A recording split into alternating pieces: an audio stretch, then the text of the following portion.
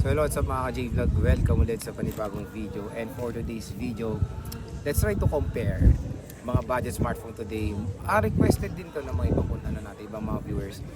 Poco C71 versus the Oppo E3X. Ano kaya magandang i-purchase ngayong mid-2025? So tara mga J-Vlog, check natin.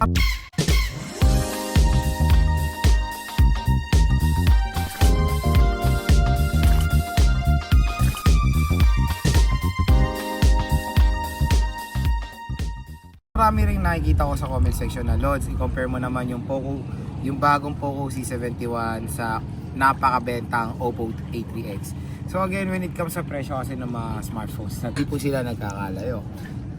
Both ay budget smartphone na below 5,000 pesos, and ang Oppo A3X ay isang napakasulit na device ngayong year 2025. At syempre, since lumabas ang Poco C71, new competitor yan ng Oppo A3X. Kaya dito sa ating video, let's try to compare ano ba ang pinagkaiba nila, ano ba ang advantages sila sa isa't isa. Unang-una, ano nga muna ba ang suggested retail price ng Oppo A3X at ng Poco C71.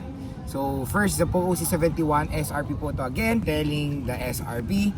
So SRP is 364, 3699, 4499 for the 4GB 128. Ang Oppo A3X naman rather is merong 4GB 128 for the price tag of 6999 and 4GB 64 sa price tag na 5499. Pero again mga ka-J-Vlog, since nauna nang na-release ang Oppo A3X, mas mura na lang po siya sa online. So check natin siya as of ngayon June 7, 2025 kung ano na lang po ba ang price ng Oppo A3X. So again, very affordable na lang ang Oppo A3X. Yung 4GB 64 niya ay meron na lang price tag na 3699 from 5499. So napakalaki po ng binawas na ng Oppo A3X. At last year kasi syempre yan yung price niya. Ngayon 2025, since lumabas na siya ng matagal, below SRP na lang siya ngayon. Even lalo na sa online. Tapos yung 4GB 128 niya 4599. Again, hindi na po sila nagkakalayo ng presyo ngayon ng Poco C71 from 7,000 pesos to 4,500 pesos. Napakalaki po ng binaba ng Oppo A3X. Wala pa rin po kasing successor ang Oppo A3X, kaya ito pa rin po ang magandang i-compare natin dito sa Poco C71. Lalo na ngayon is super duper baba na lang ng price ng Oppo A3X. And again, dito sa video na to, sana makatulong sa inyong buying decision kung ano ba ang mas ipi-prefer nyo sa dalawang device na to. At kung interested kayo sa Oppo A3X and the Poco C71, yung link po nila nandito yan sa ating shopping bag. I-click nyo na lang po yung logo ng shopping cart dyan para ma-redirect kayo doon sa pinakamurang Oppo A3X at Poco C71. Wala naman pong masama bumili sa online. Alam ko ang dami pa rin natatakot bumili sa online. Lahat po ng review unit ko galing sa online yan. Binibili ko yan sa mga link na pinoprovide ko para sa inyo. Ayan, nagbibigay na rin ako ng link para madali or para maging mapanatag ang loob nyo. Ay, dito bumili si J-Vlog, dito na rin ako bibili. Ganun lang gawin nyo. Meron din pong links yan sa description box. Check nyo na lang mga J-Vlog. Kaya mga J-Vlog, gusto ko share sa inyo yung mga advantages sila sa isa't isa. So unahin natin sa displays. Display wise, specification, mas lamang ang Poco C71. Meron siyang screen size sa 6.88 inches, 720p resolution. Very normal naman yan sa ganitong mga price range ng devices.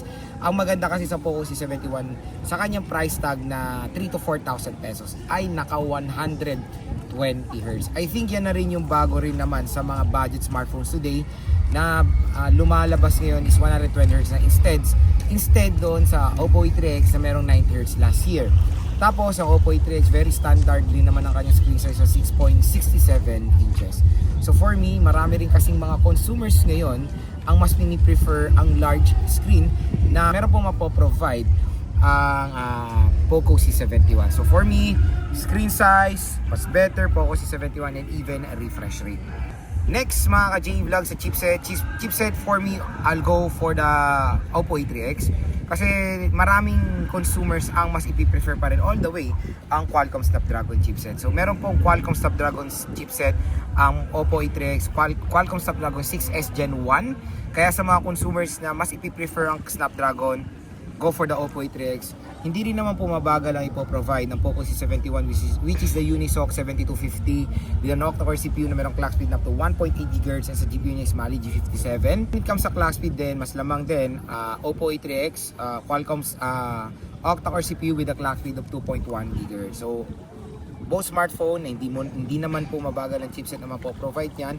Several times ko na rin naman na game test ang Oppo A3X, ang chipset na Qualcomm Snapdragon 6s Gen 1 and the Unisoc 7250. Nakaka-handle din naman ng mga modern edition tulad ng MLC OD.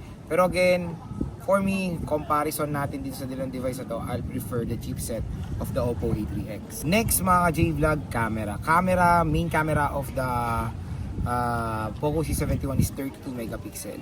Tapos ang Oppo A3X is 8 megapixel. Dito po natin mapapatunayan ngayon na hindi po sa taas ng megapixel parate nabi-base ang ganda ng camera.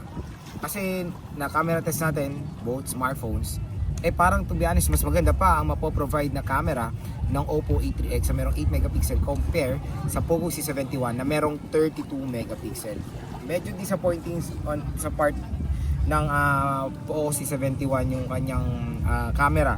Lalo na sa ang hirap niya mag-absorb ng light. Perfect lighting condition pa naman, pero madilim siya. At nagbigay naman ako ng photo sample niya sa ating review. So yun, yung Oppo A3X, try rin naman natin yan several times na rin sa ating review. Okay, mas i-prefer ko yung camera ng Oppo A3X compare sa Poco C71. And both smartphones naman ay dual rear camera system na for me, very useless yung mga dual camera nila. Support sila pareho ng Full HD 1080p video recording din. Next sa speakers pareho silang single or mono speaker. Pero dito sa Oppo A3X, meron tayong magandang feature dito na mas binuboost niya pa yung speaker niya beyond 100% volume. So yun, malaking tulong. Pero again, hindi rin naman meaning pag mataas ang volume maganda na speaker. Malakas ng speaker mo pero mono, medyo may discrepancy when it comes sa bass quality. Mas maganda pa rin ang dual stereo speaker syempre para mas solid yung bass quality. Pero again, when comparing these two smartphone, mas advantage yan ng Oppo A3X, mas malakas siya kasi sa additional audio boost niya. Mas mga ka-J-Vlog, battery mas lamang ng konti ang Poco C71 5.2 mAh compare sa Oppo A3X sa 5.1 mAh. 100 mAh, hindi naman yan malaking big deal na difference dito sa dalawang smartphone na to kasi lalo sa Android parehong matagal sila malobat, legit yan. Na-try ko naman na sila pareho sa game test natin, pero ang a-advance naman sa Oppo A3X yung napakatulin niyang charging rate. 3 to 4,000 pesos ngayon ang presyo niya. Naka-equip na ng 45 watt fast charging. So asahan nyo in less than 1 hour lang yung battery ng Oppo A3X ay mako-full charge nyo po ng ganong kabilis lang.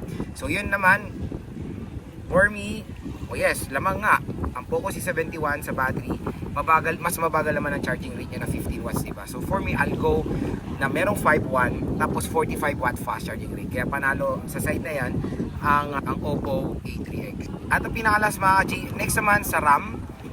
Ang storage, ang RAM option kasi ng Poco C71, 3GB, 4GB.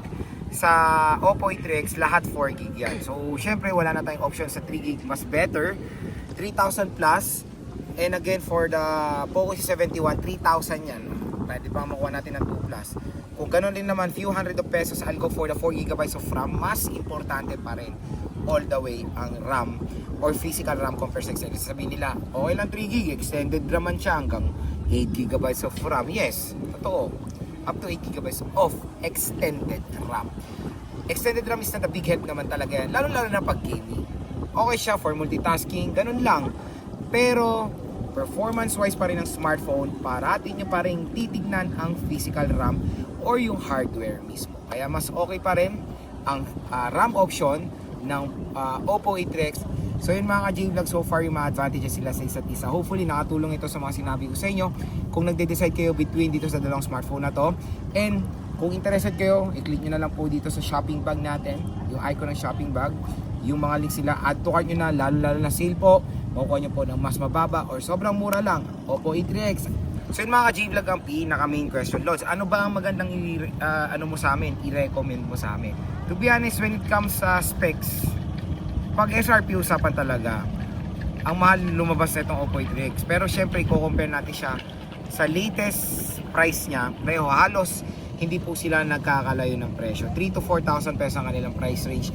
Mas malang ng konti ang Oppo A3X, a few hundred of pesos. So for me, specs wise, syempre mas lamang pa rin all the way ang Oppo A3X. Pero don't get me wrong, napakaganda, still a solid smartphone, napaka-affordable, hindi po siya mabagal na smartphone. And yun nga, for me, mas better ang operating system na ma-offer ng Color OS ng Oppo A3X compare dito sa parang basic na OS na meron ang Xiaomi. I don't know kung stock Android ba siya or basic OS ba siya ng Xiaomi kasi hindi siya Hyper OS eh. Kaya yun mga J-Vlog, dito sa ating phone comparo, clear winner po ang Oppo A3X. Pero yun nga, nasa preference nyo pa rin yan. Kung gusto nyo ng smartphone na merong malaking screen, mas mataas ang refresh rate, snappy rin naman kahit papaano, malaki battery rin, pwede rin naman isuggest sa inyo ang Xiaomi. Pero kung gusto nyo ng isang smartphone na merong Qualcomm Snapdragon chipset, all goods din naman siya for budget gaming device at mas mabilis ang charging rate tapos mas malakas ang speakers, Oppo A3X ang para sa inyo. So kung interested kayo dito sa dalawang device na to, i-click nyo na lang po yung product link nila dito sa ating shopping bag.